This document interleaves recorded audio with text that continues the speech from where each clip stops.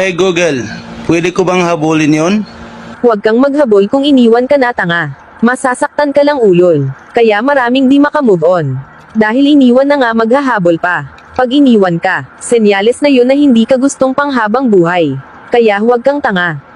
Naku po Google, kunti lang yung tanong ko, ang dami mo namang sinabi Personalan na yan O ito na lang Google, ibahin ko na lang yung tanong ko kasi iba naman yung tinutumbok mo Baka makasagot ito na lang. Pwede ba akong sumiksik dito Google? Huwag mong ipagsiksikan ang sarili mo, bobo. Kung wala ng space para sa'yo, dumistansya ka na lang, tanga. Kung patuloy mong ipagsiksikan ang sarili mo, masasaktan ka lang sa mga makikita mo. Ay, naku po Google. Ayan ka na naman, pinipersonal mo na naman ako sa mga sagot mo niyan Parang tinatamaan ako Hindi naman yan yung tanong ko pero parang pinaparinggan mo yung mga nanonood Marami kasing tanga sa mga nanonood Iniwan